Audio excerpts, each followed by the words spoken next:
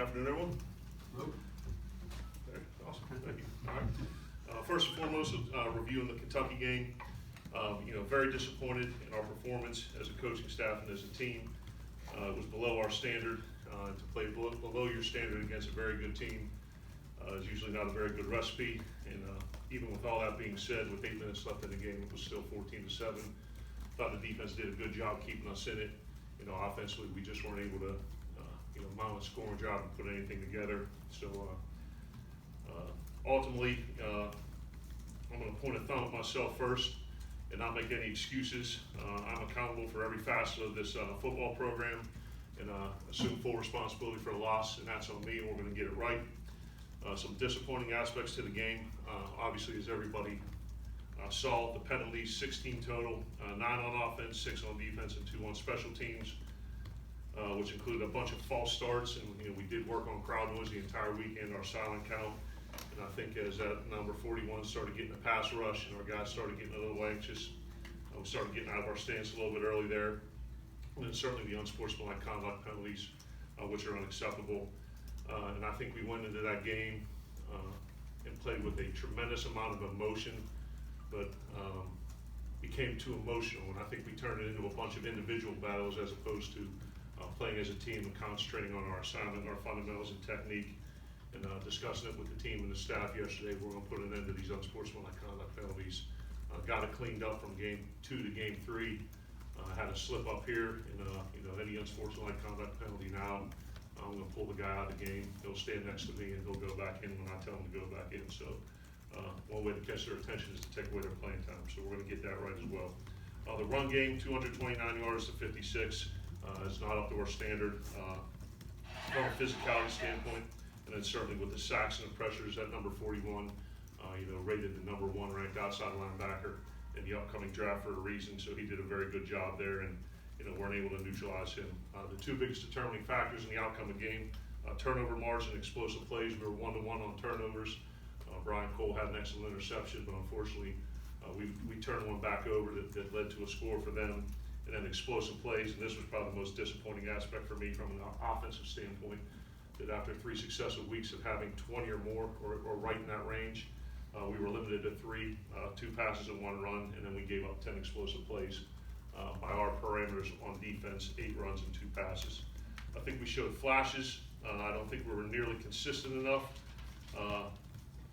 We're behind the sticks a lot offensively because of penalties, and as a play caller, it's hard to get into a flow of the game in that regard, and certainly credit to Coach Stoops and his staff for an overall game plan and a defensive game plan. But as myself and our coaches, our job is to make sure that during the week with our game plan and with our play calls that we're putting the kids in position to be successful. And as the players, their responsibility is to make sure they're practicing that plan, and when we make the right calls, that they're executing them. So we're all in it together. We win as a team, we lose as a team, but ultimately, those 2 things that combine, the coaches putting the plan together and making good calls, and when given an opportunity, the players to execute it, that's what we need to do moving forward. And kind of put closure to the game, as we said to the team yesterday, we were going to watch the film, we were going to learn from the film, and we were going to forget about the film, all right? And then we're going to turn the page and move on to Florida. Need to be able to handle, as we mentioned throughout camp and throughout the beginning of the season, need to be able to handle prosperity, which we've done very well in our 3 wins, and need to handle adversity, which now we're forced to confront with this 1 loss. And we can't let the same game beat us twice. So we can't let the ramifications or collateral damage of this Kentucky game affect us in the Florida game. We're moving forward. As I told the team, all the goals that we want to accomplish for this season are still in front of us, and I mentioned to them my first year at Penn State, in 2016, where we started off the season 1-2, beat Kent to open the season, lost to Pitt at Pitt on a last-second interception, 42-39, very heartbreaking loss against a rival, and then proceeded to go up to Ann Arbor and get shellacked by Michigan, 49-10. It was kind of a very humbling experience, and we kind of rallied everything together and came back in the next game, beat Minnesota in overtime, and continued to run the table and win a Big Ten championship and play in the Rose Bowl. So certainly everything that we want to accomplish is in front of us, and to have the type of success we need moving forward is not without precedent. And ultimately, the best way for us to predict our future is to create it, okay? And we believe in that. And last thing as it pertains to this game, that ultimately that I'm single-handedly responsible for elevating the expectation level amongst our players, amongst our program, and amongst our fans by using the term championship standard. And I'm fine with that, and I'm not gonna apologize, I'm not gonna backtrack, and I'm not gonna waffle for 1 second or 1 minute. I know realistically it wasn't gonna happen overnight, but our coaching staff didn't become dumb overnight, and our players didn't become bad overnight. This is the same team that won the first 3 games and went on the road to beat a Kansas State team in a Power 5 non-conference game that hadn't happened in over 30 years. So, one loss won't define this season, and one loss won't define this team. And I promise you this, we're working tirelessly and we're gonna get this friggin' thing right. So, hopefully, everyone understands that the standard is the standard. We're not gonna change anything in our approach. One game is not gonna define this damn team, and we're gonna get this thing back right. All right, there are no players of the week or scouts of the week or helmet stickers, Brett, when we lose a game. All right, student athletes of the week are Jesse Jackson and Fletcher Adams. Okay, injuries this week, Justin Johnson has a lower body and he's day-to-day. Jamal Peters has a lower body and he's still out indefinitely. Shamar Kilby-Lane has an upper body and he's day-to-day. Tyler Williams has a lower body and he's day-to-day. Excuse me, and Marquise Spencer has kind of had a nagging upper body injury that we decided to go on ahead and we're going to get surgery on that. Now he's going to miss the rest of the season with that, so Marquise is going to be out with that. So those are our injuries. Okay, moving forward to Florida, obviously a lot of this probably does not need a review. The head coach is Dan Mullen, has had a tremendous amount of success as a coordinator at Bowling Green, Utah, and Florida. And obviously a tremendous stint as the head coach here at Mississippi State. Florida's 3-1 this year, coming off of a great win against Tennessee, where they had created 6 turnovers and scored over 40 points. And going to the offense, Billy Gonzalez and Coach Hevesy are the co-coordinators. They're a spread team. They run 11 to 12 personnel, inside zone counter, trying to stretch the field horizontally and vertically, averaging 41 a game, and showing great balance around 200 rushing and 200 passing per game. Felipe Franks is off to a good start. He's thrown for 12 touchdowns so far this year. The wide receivers, Van Jefferson and Freddie Swain, are their kind of go-to guys. And then Jordan Scarlett, the running back, loose breaks tackles, has a very good burst. Defensively, the coordinator's Todd Grantham. They play multiple 3-down front, get into some 4-down and 3-down looks, play some match and quarters coverage, do a real good job on the back end. When they get you into 3rd down, have a very exotic and extensive blitz package. They're number 1 nationally in takeaways with 14. As we mentioned, they had 6 in the last game. Number 9th in the country in pass defense and 12 in red zone defense. Their top players are number 92, Jabari Zabiga, very aggressive playmaker off the edge, 5 tackles for loss and 2.5 sacks. Chauncey Gardner's an all-SEC player, very good blitzer. And then C.J. Henderson in corner number 5, physical, 2 forced fumbles, 2 tackles for loss, and a sack. Special teams wise, coordinator's Coach Knox, very fast and physical, highly productive unit. Number 1 in the SEC in kickoff coverage and punt return. They block 2 punts and have 1 punt return for a touchdown. So certainly in that hidden yardage battle, they do a very good job there. Freddie Swain, the receiver, is the punt returner, averaging 24 return with a touchdown. And then the punter, Tommy Townsend, net of 41 yards, 6 inside the 20, 60% fair catches, and a very accurate punter. All right. Our keys to victory for this week is that our approach is going to remain consistent. It's going to be through our preparation, our effort, our execution, our ability to successfully eliminate distractions, and play a full 60 minutes, 1 rep at a time at a championship standard, and understanding there will be a certain emotional component attached to this game, and for our kids to understand that that's going to be part of it, but still not allow that to, as I mentioned, to distract them, and make sure we have a great week of preparation. All right, with that, any questions? Get a mic to you, Paul. Looking at the film against Kentucky with what Josh Allen was able to do, and obviously he's a special talent, but what do you see moving forward with that issue with offensive tackle, maybe getting them some help, or is that something that just depends on a game-by-game situation? Yeah, we had a plan to chip in with the running backs, and utilize some more, the thing moving forward, utilize quick game, utilize screens, utilize draws, which were on the game plan, but you can't double team the boundary end when they're bringing an overload pressure to the field. So that becomes an issue when you're trying to get an extra hat on him when they're bringing, and they, like I said, they did a good job with the scheme trying to find a way to get him singled up, and, you know, looking at the film, we made some corrections that we'll have to address that moving forward, but, you know, you hear the term, don't let the game records wreck the game, and, you know, the kid, to his credit, played a very good game, we gotta do better, I've gotta do better. You mentioned the emotional balance of this, obviously being an emotional game, but emotions being an issue last week. Yeah. What's kind of the balance y'all strike there, playing with that edge, but not letting yourself go over that line? Yeah, you know, showing emotions without being emotional. I think you can compete hard. I think you can exert maximum effort and do the things that are necessary to be successful on every play without losing your head and being hot-tempered. And there's a difference between playing hard and picking up the ball and throwing it at somebody, or playing hard and pushing somebody out there to snap. That's not toughness. You know, that isn't. That's extra, and it's unnecessary and it's unacceptable. You're not going to see that moving forward. Kind of going off of that, you mentioned the Kentucky game being an emotional game. Obviously, this one could be an emotional game for obvious reasons. How are you guys going to attack the need to do everything that you just said, not play too emotional?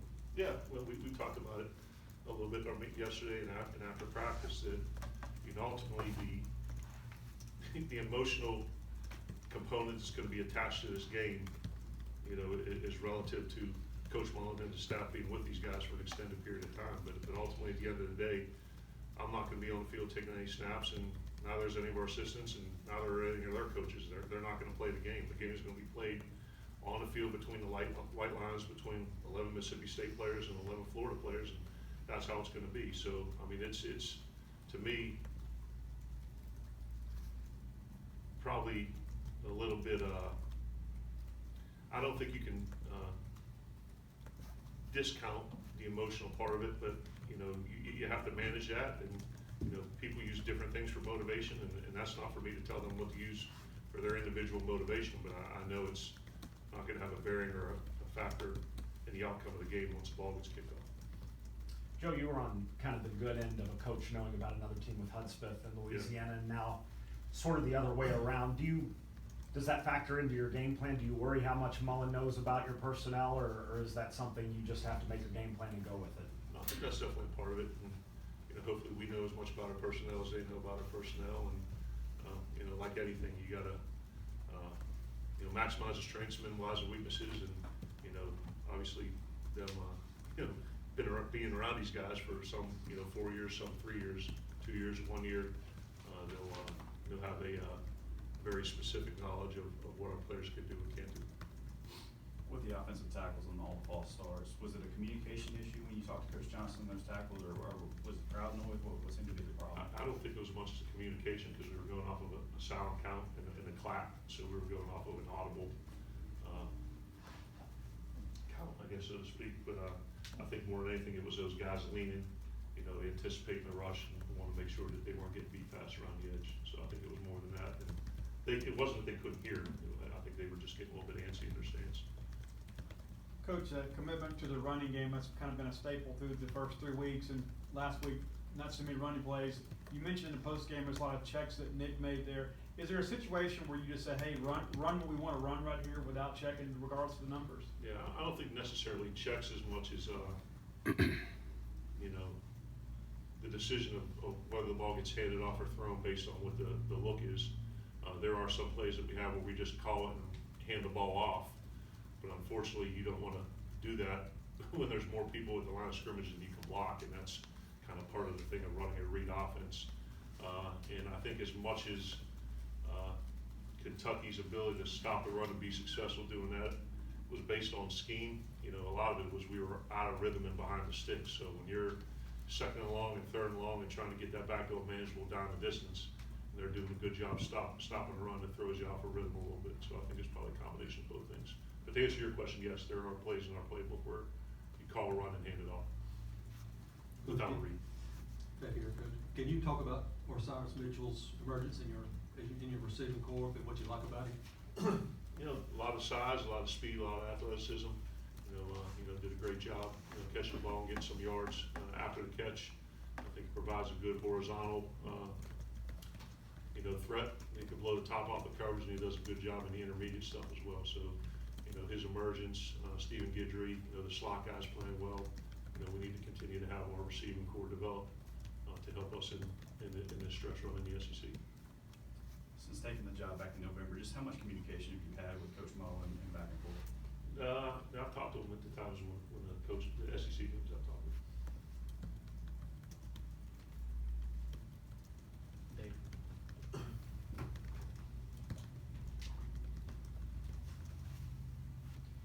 There was some concern nationally that because of the new redshirt rule, that after 4 games, it would kind of create sort of a free agency thing, where guys didn't like the role or something like that, and they might transfer. Have you had to deal with that at all? Has there been any massaging of egos? Is anyone leaving the program, or has that kind of been a non-issue here?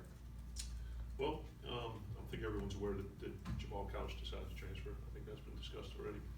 But I think that's just part of the landscape now, that you create a role, and it's positive on one end. It allows some of your true freshmen to gain game experience without exhausting a year of eligibility.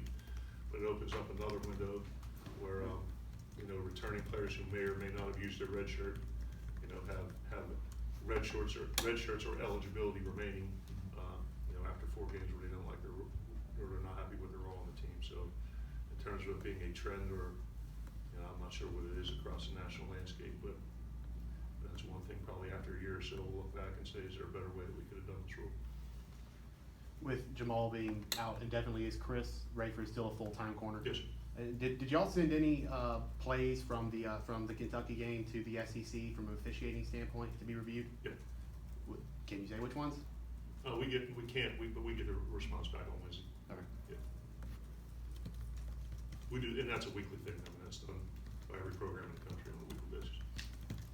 Coach, you mentioned letting the players know a new level of accountability with unsportsmanlike conduct. What would you say their response was yesterday in the team meeting, coming off the loss and with the new accountability? To be honest with you, Jeffrey and Gary Green called a players only meeting with just the team to address those 2 things before we had a chance as a coaching staff, and I thought that was great. So it's not like we have an ostrich defense here and we're sticking our head in the sand and saying it doesn't exist. And I think that's a fine line with a very competitive, emotional team, of striking the balance between competitiveness, between the whistles, and unnecessary stuff after it.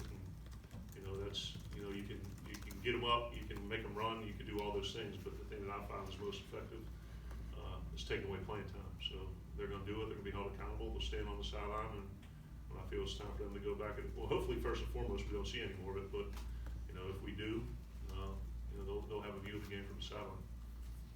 Obviously, it's still early in the week, but did you notice yesterday any behavioral changes or emotional differences in the players given who they're playing this week? And if you do find that they're acting a little bit differently this week, what's going to be your message to try to get them focused? No, I honestly, we were a little bit sullen in the team meeting, and to me that's anticipated, and it was different than what we had the first 3 weeks. And I don't want us to ride an emotional roller coaster and be high or too low, but I certainly don't want us in there doing backflips after a loss. So, but like I said, after we watched the film and made the corrections on the field and moved ahead to Florida stuff, I think the kids were very focused, and I think they're excited for this opportunity.